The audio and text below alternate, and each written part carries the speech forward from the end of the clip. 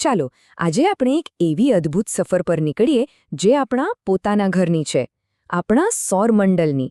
તૈયાર થઈ જાઓ આપણા આ કોસ્મિક પડોશના રહસ્યોને નજીકથી જાણવા માટે. પણ આ સફર શરૂ કરતા પહેલા ચાલો 1 મિનિટ માટે વિચારીએ, આટલા મોટા અનંત બ્રહ્માંડમાં આપણું સરનામું શું છે? આપણે ખરેખર છીએ ક્યાં? બસ આ જ સવાલનો જવાબ શોધવો એ આપણી આજની સફરનો મુખ્ય હેતુ છે. તો આપણી સફરનો પહેલો પડાવ, આપણા સૌરમંડળનું ધબકતું હૃદય, આપણું પોતાનું સૂર્ય. સૌરમંડળને સમજવાની સૌથી સરળ અને મજાની રીત છે એને એક પરિવાર તરીકે જોવાની. આ પરિવારમાં સૂર્ય ઘરના વડીલ જેવા છે, એકદમ મુખી, અને બીજા બધા ગ્રહો એમના પરિવારના સભ્યોની જેમ એમની આસપાસ જ રહે છે, એમની આસપાસ ફરે છે. અને આ વાત 100% સાચી છે. સૂર્ય ખાલી કેન્દ્રમાં જ નથી, એ તો આખા પરિવારનો આધારસ્તંભ છે. એની જે જબરદસ્ત ગુરુત્વાકર્ષણ શક્તિ છે ને, એ એક અદૃશ્ય દોરીની જેમ બધા જ ગ્રહોને પોતાની સાથે બાંધી રાખે છે. જો સૂર્ય ન હોય તો બિચારા બધા ગ્રહો અવકાશમાં આમ તેમ ક્યાં ખોવાઈ જાય. સૂર્ય વિશે એક સૌથી મજાની વાત કહું, એ કોઈ પથ્થરનો ગોળો નથી હો. એ તો હાઇડ્રોજન અને હિલિયમ જેવા વાયુઓનો એક બહુ જ મોટો સળગતો ગોળો છે. અને એની આ જ આગ, એ જ ઊર્જા આપણને જીવન આપતી ગરમી અને પ્રકાશ પૂરો પાડે છે. સૂર્યને તો આપણે મળ્યા, હવે ચાલો આપણી સફરના આગલા તબક્કામાં જઈએ અને પરિવારના બીજા સભ્યો એટલે કે આપણા ગ્રહોને મળીએ.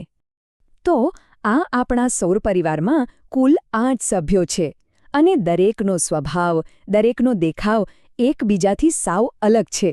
ચાલો એક પછી એક બધાની ઓળખાણ કરીએ. અહીં જુઓ, આ છે આપણા સૌર પરિવારના બધા સભ્યો, એકદમ લાઇનમાં.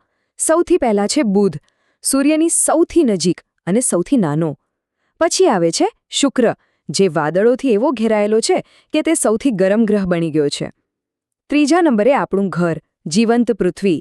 અને પછી આવે છે મંગળ, તેની લાલ માટીને કારણે એ લાલ ગ્રહ તરીકે ઓળખાય છે. હવે આવે છે ગુરુ, જે એટલો વિશાળ છે ને કે બાકીના બધા ગ્રહો એની અંદર સમાઈ શકે. એના પછી શનિ, જે તેના બરફના બનેલા સુંદર વલયો માટે દુનિયાભરમાં મતલબ સૌરમંડળમાં પ્રખ્યાત છે. અને છેક છેલ્લે આવે છે બર્ફીલા ગ્રહો યુરેનસ અને નેપ્ચ્યુન, જે આપણા સૌરમંડળના સૌથી ઠંડા અને સૌથી દૂરના સભ્યો છે. વાહ! બીજા ગ્રહોની મુલાકાત લીધા પછી હવે આપણે આપણી સફરના સૌથી ખાસ, સૌથી અનોખા મુકામ પર પાછા ફરીએ છીએ, આપણું પોતાનું ઘર, આપણી પૃથ્વી. આપણે બધા જાણીએ છીએ કે પૃથ્વી ખાસ છે, પણ ક્યારે વિચાર્યું છે કે એવી તો કઈ વસ્તુ છે જે તેને બીજા બધા ગ્રહોથી આટલી અલગ અને જીવંત બનાવે છે? ચાલો આજે આ રહસ્યને સમજીએ. જુઓ, પૃથ્વી પર જીવન શક્ય બન્યું એ કોઈ સંયોગ નથી, પણ જાણે કે એક પરફેક્ટ રેસિપીનું પરિણામ છે. પહેલું ઘટક, તે સૂર્યથી એકદમ યોગ્ય અંતરે છે, બહુ ગરમ પણ નહીં અને બહુ ઠંડુ પણ નહીં. બીજું ઘટક, આપણી પાસે શ્વાસ લેવા માટે ઓક્સિજનથી ભરપૂર વાતાવરણ છે, અને આ બધો મળીને જીવન માટે એકદમ આદર્શ વાતાવરણ બનાવે છે. આપણી પૃથ્વીને બ્લુ પ્લેનેટ એટલે કે વાદળી ગ્રહ કેમ કહેવાય છે? એનું કારણ અહીં એકદમ સ્પષ્ટ છે. તેની સપાટીનો 71% ભાગ પાણીથી ઘેરાયેલો છે, અને આપણે સૌ જાણીએ છીએ કે જ્યાં પાણી છે ત્યાં જીવનની સંભાવના છે. તો વાત એમ છે કે પૃથ્વી પર જીવન માટે કોઈ એક જાદુઈ ઘટક નથી. પાણી, હવા અને યોગ્ય તાપમાન, આ ત્રણેયનું એકદમ પરફેક્ટ મિશ્રણ જ પૃથ્વીને એક જીવંત ગ્રહ બનાવે છે. આ એક અત્યંત નાજુક સંતુલન છે જે આપણા ગ્રહને આ આખા સૌરમંડળમાં સૌથી ખાસ બનાવે છે. ચાલો હવે થોડા આગળ વધીએ અને જોઈએ કે આપણા ગ્રહની જે મૂળભૂત ગતિ છે તે આપણા રોજિંદા જીવનને અને સમયના ચક્રને કેવી રીતે આકાર આપે છે. પૃથ્વીને મુખ્યત્વે 2 ગતિ છે જે આપણા જીવન પર સીધી અસર કરે છે. પહેલી, જ્યારે પૃથ્વી ભમરડાની જેમ પોતાની જ ધરી પર ફરે છે, તેને પરિભ્રમણ કહેવાય છે. આ પ્રક્રિયામાં 24 કલાક લાગે છે અને તેનાથી જ દિવસ અને રાત થાય છે. બીજી ગતિ છે પરિક્રમા, જ્યારે પૃથ્વી સૂર્યની આસપાસ એક મોટું ચક્કર લગાવે છે.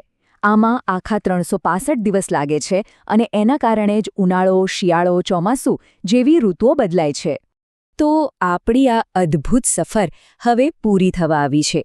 તો ચાલો આપણે જે કંઈ પણ જોયું અને સમજ્યું તેના પરથી ફરી એકવાર વિચારીએ કે આ વિશાળ બ્રહ્માંડમાં આપણું સ્થાન ખરેખર કેટલું અદ્ભુત અને વિશિષ્ટ છે.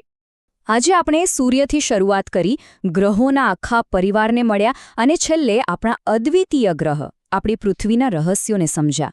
ખરેખર આ એક ટૂંકી પણ યાદગાર બ્રહ્માંડકીય યાત્રા હતી. અને આ સફર આપણને એક બહુ મોટા સવાલ પર લાવીને છોડી દે છે. શું આ અનંત બ્રહ્માંડમાં આપણે એકલા છીએ?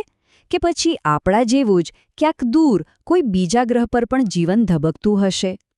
આ એવો સવાલ છે જેનો જવાબ કદાચ ભવિષ્યની કોઈ સફરમાં મળશે.